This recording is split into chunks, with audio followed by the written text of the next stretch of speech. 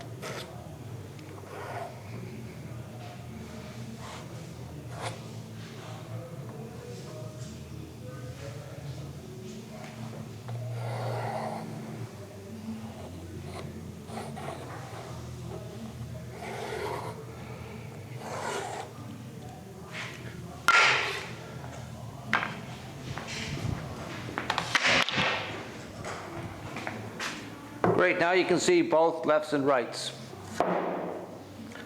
So now we're going to bandsaw it rough out there. Leave lots of meat. It's not going to hurt to have it for our routing purposes.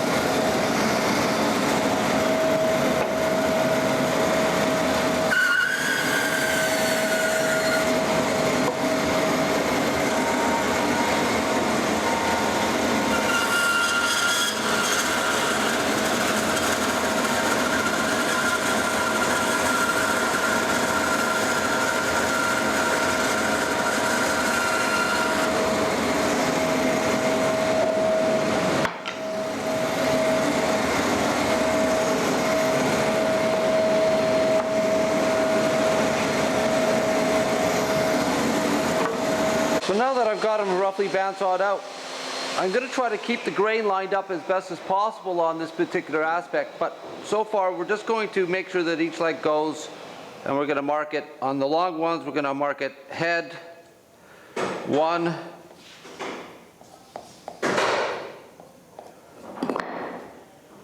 and head 2. So now what we're going to do is that we're going to take our template again, and we're going to attach it to our block of wood where our pencil lines go. Going to make it snug and secure.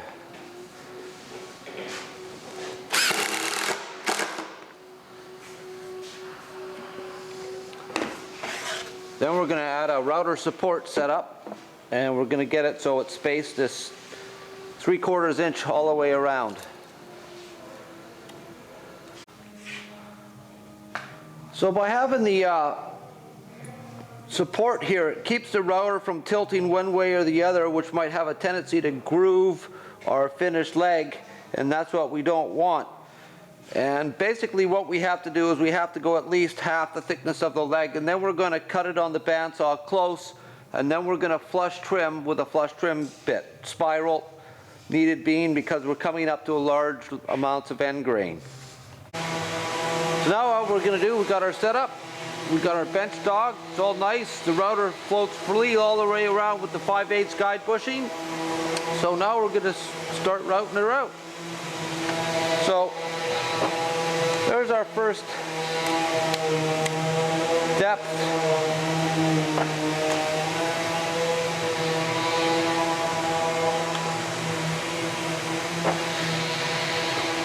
So we're just gonna slow our speed down not to burn the bit. Half inch. A 3/8 depth cut. And there we go.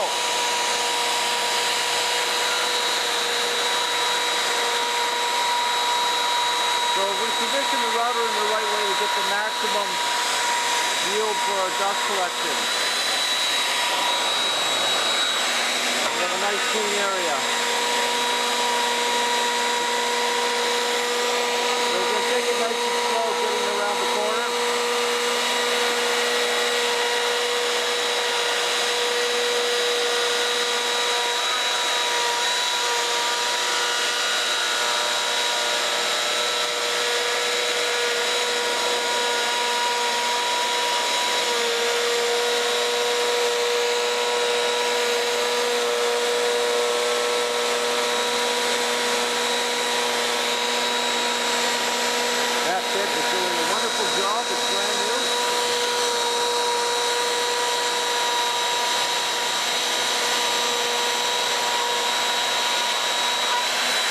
Slow it down a little bit more.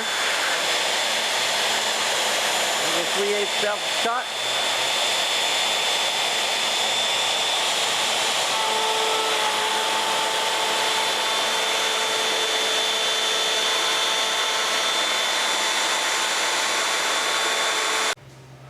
So what you notice here is that we actually have quite a bit of material left on the outer edge, and the reason why we are doing that is to balance the router bit on both sides as it's cutting, and it also helps eliminate grain tear because the wood's backing it up a bit farther down the cut. So in certain situations you're just not going to have that support for the outer ring for the router because we're fighting the width of the material to yield out something. So we have some offcuts from bandsawing out the rough that we're going to use to help support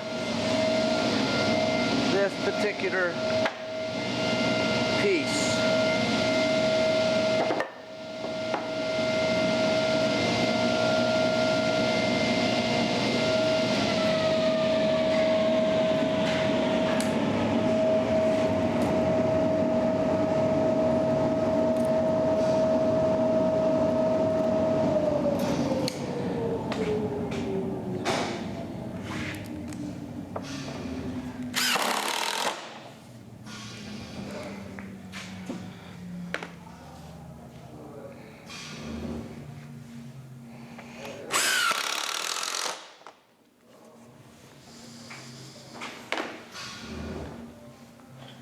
And it won't matter if it floats a little bit because the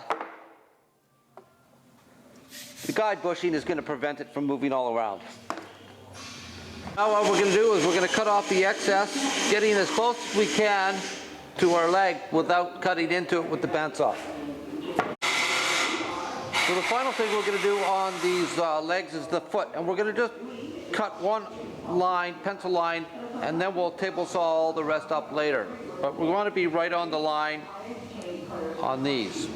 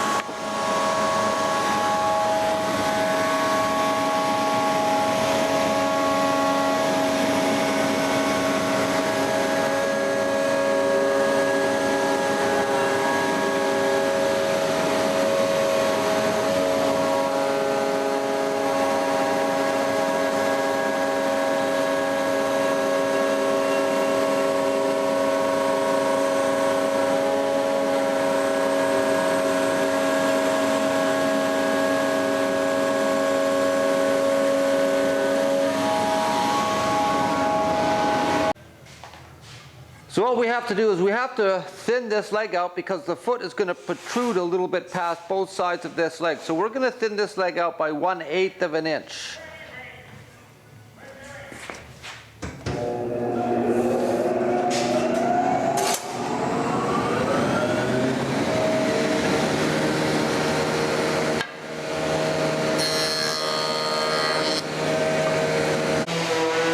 Now we're going to joint our foot, parallel rip it, and joint it again. So what we're doing here is we're routing our groove for our laid up panel. It is going to be 1/4 inch deep. And here we are fitting it in the jig. And we're going to note the placement of this block. We want it to come to the top inside cut of that. We're going to have the top section overhang just slightly by about a 32nd of an inch because it's getting a little thin on the route out section.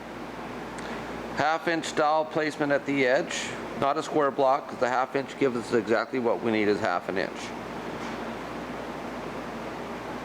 We're going to use the inside face of the leg, which has the screw holes from the template route out.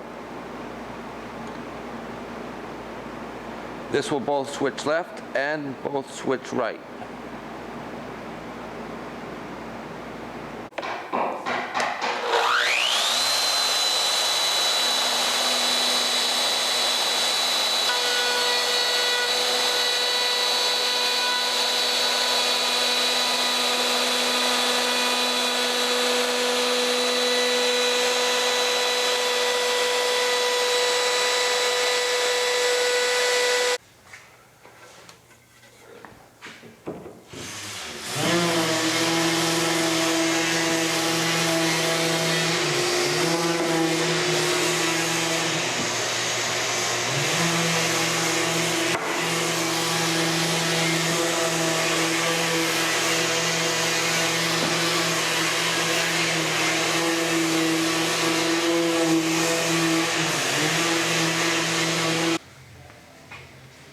So what we're going to be doing here is we're going to be doing our outside leg detail.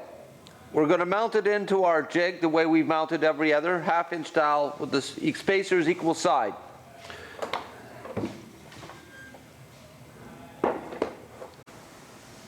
Okay, what we're going to be doing here now is we're going to be doing the oval that'll match our rail that goes across the top of the bed.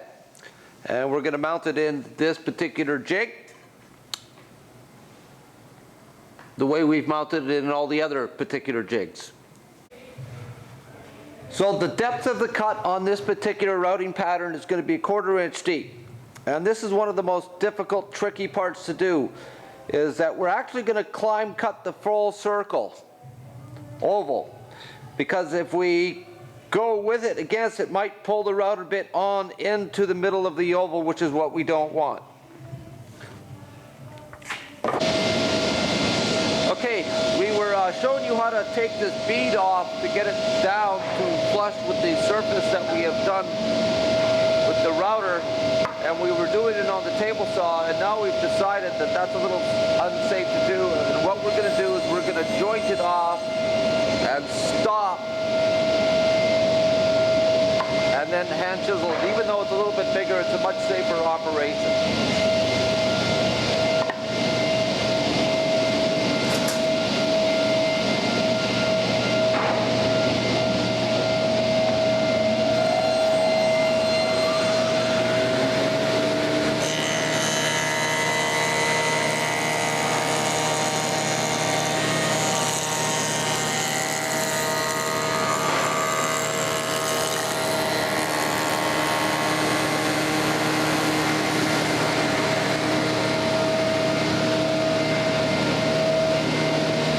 Nice and safe.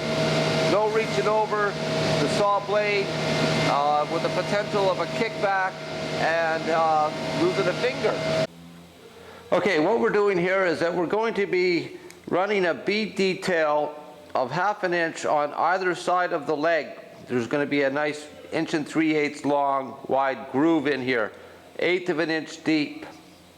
Very tricky operation to do, and we're going to be doing this on the shaper with our special cutter and rub block.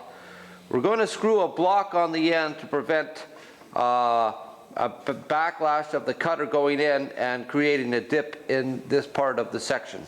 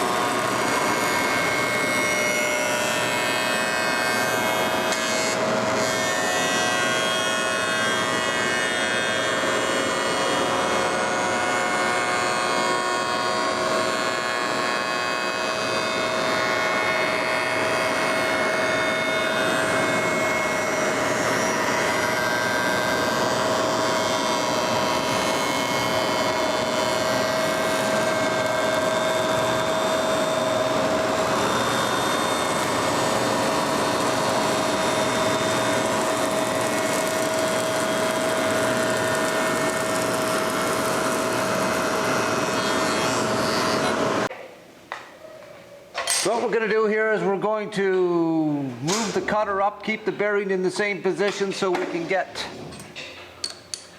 more cuts, more of the groove width.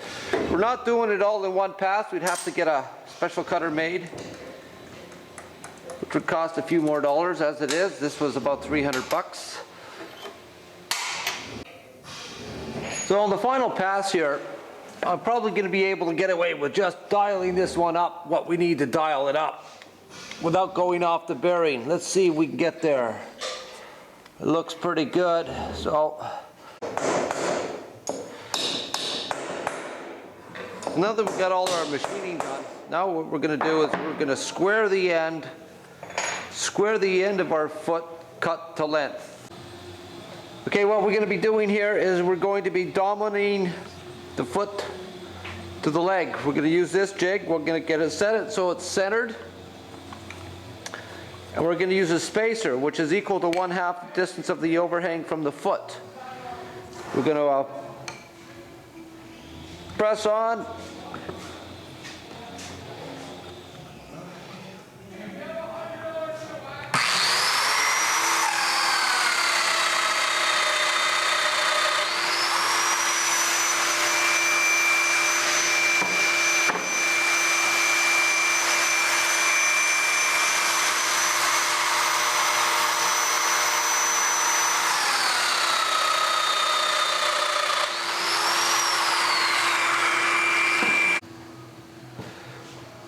So on the feet themselves, what we're going to do is we're basically just going to find center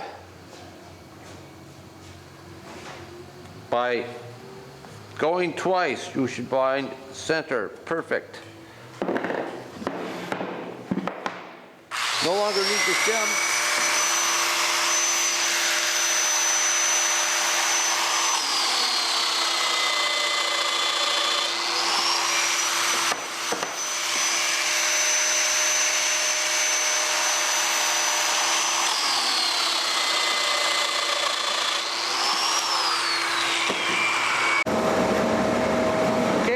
Our hole so we can lag bolt this into the top part of the whole side leg assembly to cinch up the glue and make it easy.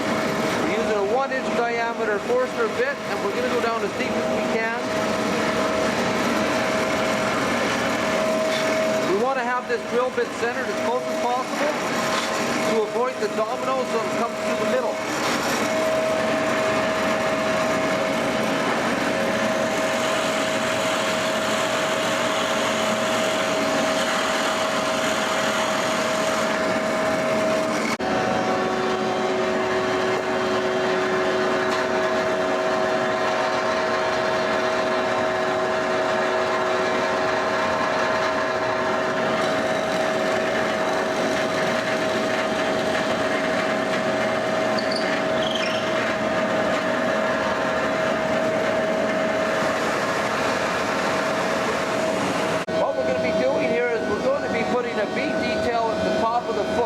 an inch.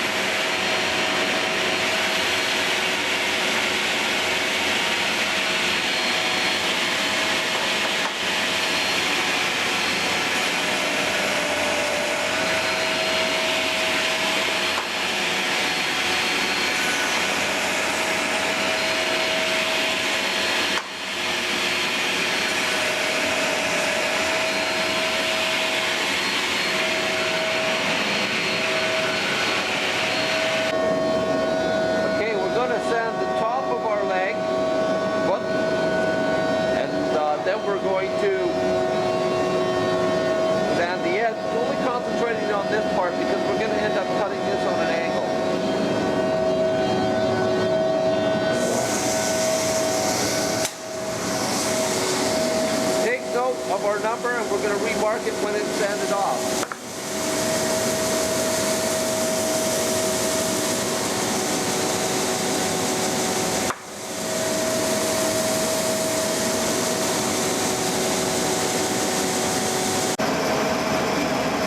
What we're going to be doing here is now is taping our leg. We've got our jig and we've got some chip stock because the block is 2 different thicknesses. We're going to start with our wide thickness first.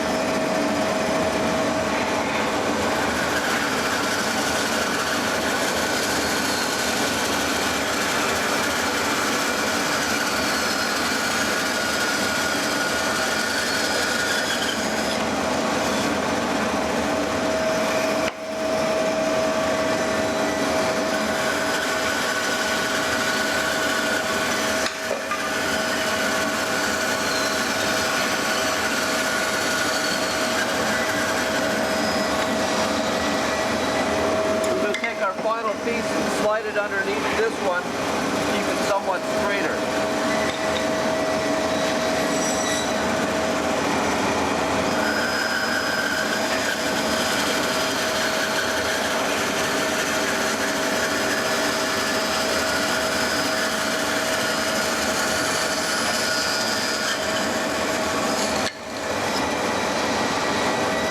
So there we have it, a tapered 4-sided block.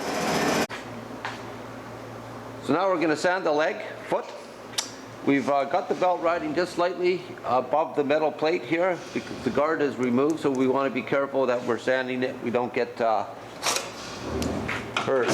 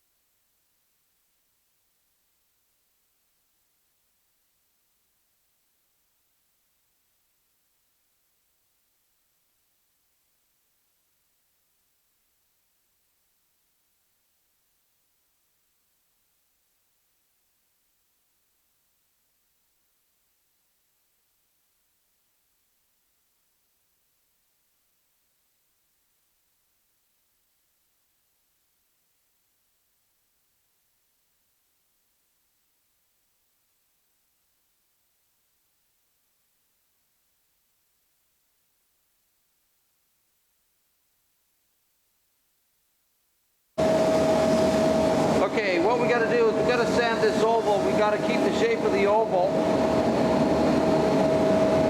perfect. And the only way to get in there is to create our own sanding medium. So we're just going to take a little bit of stick disc.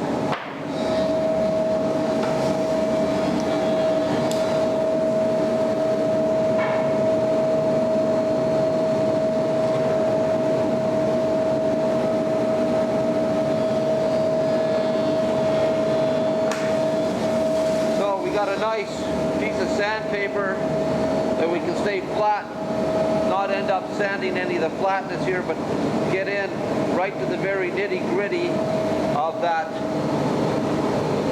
oval. So what we're going to do here is we're just going to bulk out a lot of the sanding we can with the DA first.